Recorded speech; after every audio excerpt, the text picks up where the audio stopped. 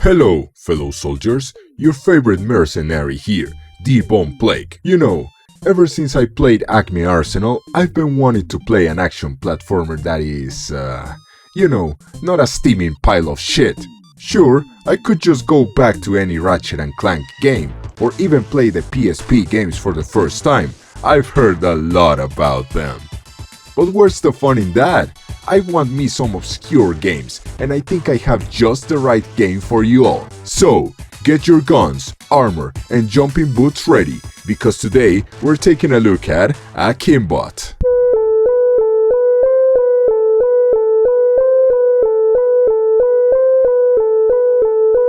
You might be wondering, Mr. Plague, how on earth did you get to know about such an obscure game? And I'd love to tell you that, in my arcane research in the furthest depths of old tomes of knowledge, I found the hidden legend leading me to this game, but the truth is simpler most of the time, and the truth is that I just saw the trailer for the game during the Summer Game Fest. Well, color me impressed.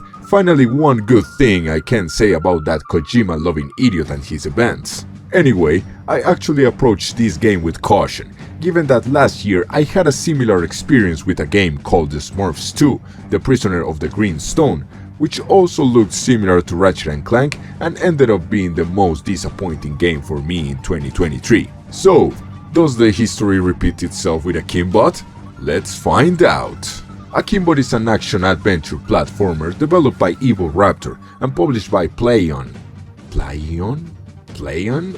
And it was released on August 29, 2024. One detail that made me less cautious with the game is that it was developed by the same team that developed Pumpkin Jack, one of the games I played in Halloween last year, and given how much I like that game, I was optimistic for this one. The game starts with our two unlikely heroes, Exy and Shipset, who are prisoners in a spaceship before it crashes down and both can escape. From the very beginning of the game, you can see that it wears its inspirations on its sleeve, as the dynamic of both characters can be immediately reminiscent to that of Ratchet and Clank and even Jak and Daxter. To be honest, the plot of the game is nothing to write home about, as it is the typical story of an evil scientist who was banished from the military organization for plotting against them with the use of an ancient artifact. This kinda sounds similar to the plot of another well-known space franchise. Maybe I should try an adventure in that universe sometime soon. Anyway, going back to the game, the first level serves as a tutorial for most game mechanics, and I gotta say that the controls of the game are pretty smooth. You can jump, double jump, dash, perform a melee attack, and of course, use weapons to defeat enemies and bosses. Throughout the game, you get 4 weapons: a regular assault rifle, a sniper rifle for long distance and accurate shots, a rocket launcher that can destroy energy shields and deal massive damage, and a Gatling gun that shoots a deadly barrage of bullets. Sure, there are not a lot of wacky guns like in Ratchet and Clank, but each weapon accomplishes its mission very well. You can also purchase some special abilities in the game's shop, which literally appears from the ground in specific parts of the levels. You have a laser, the ability of holding 2 guns at once and going akimbo, an acidic thrower, and a nanoturbine that shoots nanoparticles. These abilities use a special meter that is charged up as you kill enemies, but it depletes way too fast, even as you're killing enemies using said skills. To be honest, I didn't use these abilities that much, as I enjoyed using the regular weapons so much more. Speaking of guns, let's talk a little bit about the game's combat. At first, you start only with your knife, which serves as a means of a melee attack, until halfway through the first level when you get your first gun, and you never use your melee attack again, unless it is to break objects in the levels. I mean, sure, you can still try to kill the enemies using the knife, but most likely you're gonna end up looking like a Swiss cheese. As for the guns, you can just aim using the right analog stick and shoot using the right trigger, or you can enter aim mode by holding down the left trigger for more precision. You can move around and jump while aiming normally, and enter a strafing movement while using aiming mode. But one thing that I found a little baffling was the lack of an evasive maneuver to avoid enemy fire, as the dash is more useful in platforming sections than in combat.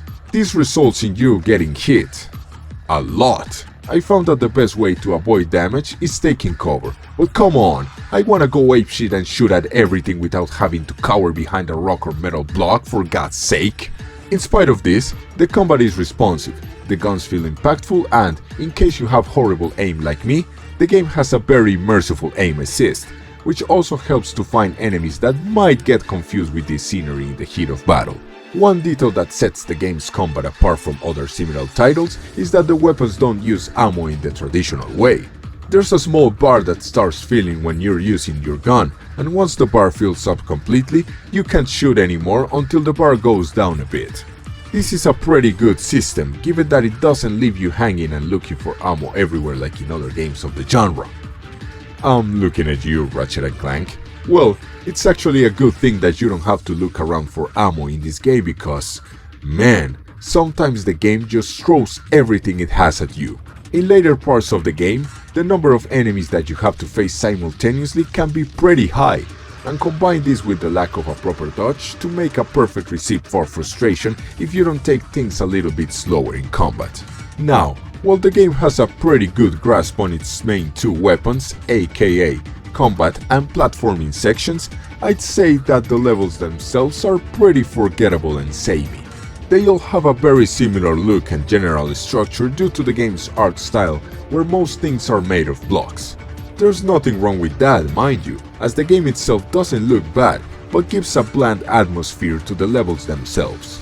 There are some interesting distinctions in some levels though, like the frozen planet, where you have to traverse it quickly from one hit point to another, otherwise you will start freezing and losing health, or the Raptor's mothership, where there is a pretty tense stealth sequence, with you getting killed immediately if you get caught. However, this lack of a distinctive style in the levels can discourage player exploration, and sometimes can make you miss the game's collectibles, called lost data, which are some short and funny pieces of text detailing things that have happened in that specific planet, in the form of short diaries. This is a shame, given that some of these are hidden behind some pretty well-designed platforming challenges. Nevertheless, the game has another ace under its robotic sleeve to counter this issue, and that is the variety of gameplay present throughout the game. Apart from platforming and combat, there are two main gameplay mechanics, which are the spaceship sections and the vehicle levels. While these two are the most prominent, there are some other small sections that give further variety to the experience, like a 2D fighting style minigame, automatic moving sections with chipset in the style of Subway Surfers and fucking Angry Birds for some reason, turret sections reminiscent to those in Jak and Daxter series, and brief moments where you take control of a giant robot dinosaur or an army mech. So, do the spaceship and vehicle sections play well? For the most part, yes. The ship levels are on-rail shooters a la Star Fox, so you don't really have to pilot the ship, you only avoid obstacles and shoot. And just as it happens with on-foot combat, you have no dodge button to avoid damage from enemy ships and cannons. And let me tell you, these motherfuckers are hella accurate with their shots. These are not your common stormtroopers. The spectacle of everything happening in the background is quite nice, but these sections can drag out a little bit, especially the one in the final level. Now, the vehicle sections... I can't really be as kind with this mechanic. It's not an issue of it existing in the game, as it's actually a well-executed idea, both thematically and as a way to vary the gameplay. Yet, what is not well executed are the controls because, dear lord, this car controls horribly. Think about the driving sections in Jak 3, but even harder to handle and move around. The movement with the car feels incredibly floaty, so turning and overall controlling the direction you wanna go without it going apeshit is fairly challenging. This can be seen to a greater extent during the final boss of the game. One of the sections of the battle is a race on space, where you have to drive on some haphazardly placed platforms, and it took me a while to be able to beat that part, as I kept either falling to my death or being blasted to smithereens by the enemies that appeared along the way. That section alone took years from my life, and I want them back! Had the car had better controls, these sections would have been both exciting, engaging, and with a fair difficulty. Now, on a more positive note, the bosses of the game are well designed and fun. There are not many bosses in the game, but the few it has serve their purpose very well and provide the right amount of challenge. As you advance in the plot and get new weapons and tools, you will see more of these mechanics being implemented in the battles. A special shout out to the final boss, which is incredibly long, but combines all the different gameplay styles so well that you barely notice how many different stages this battle has, ending in a 2v1 combat where the game puts your skills to the test in using all the different weapons in order to survive the onslaught of attacks. After you beat the final boss, you can go back and replay any of the levels to get any collectible that you missed or to collect money to buy all the upgrades.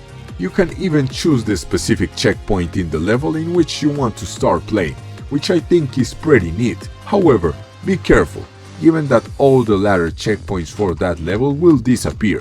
So if you choose the first checkpoint, you will have to repeat the entire level in order to unlock all the checkpoints again. And make sure not to finish the level, because it will take you to the next one as if you were playing the campaign normally, and all the checkpoints for that level will now disappear. Now this is some backwards thinking right there. It makes no sense to let you choose a checkpoint if all the others are going to disappear. What the hell? In my opinion, this actually discourages the replayability of the levels after you've beaten the story. On a technical level, the game had some issues too. When I first started playing, there were some very apparent screen tearing issues that, at first, I thought were part of the game, like a glitch effect or something like that. But no, the glitch effects that are actually present in parts of the game are very different. Also, in the fourth level, there is a part where you have to kill some enemies in order for some rocks to appear in the lava so you can continue your path. Well, I spent close to 40 minutes running around looking for a way to continue because nothing happened when I cleared the zone. After looking for a gameplay video in YouTube, I found out that it was a common bug and it was solved by simply restarting the game. In the sound department, everything is a bit more solid, with the explosions, shoots, and especially voice acting being pretty crisp and well executed. However, the OST, just as the aesthetic of the stages, was bland and forgettable. And that's Akimbot for you. So, what are my final impressions of the game? Well, despite the negative aspects I mentioned, I really enjoyed my time with the game. It's not often that we see these type of games nowadays, with Insomniac focusing on their Marvel games and Naughty Dog having found their golden goose with the Last of Us franchise. It's always good to see indie developers keep the glory days of PS2 action platformers alive. The game is fun, competent in all the correct places, doesn't overstay its welcome as you can finish it in around 8 hours, and will for sure please the fans of games like Ratchet and Clank and Jak and Daxter. I give this game my patented D-Bomb Plague seal of quality. Well, that has been all for today, my friends. Do you like action platformers? Do you know about any other games similar to Akimbot that I should check out? Let me know in the comments below. And if you liked what you saw, make sure to like the video and subscribe to my channel for more content like this. It truly helps a starving artist like me. And remember, one game a day keeps the plague doctor away.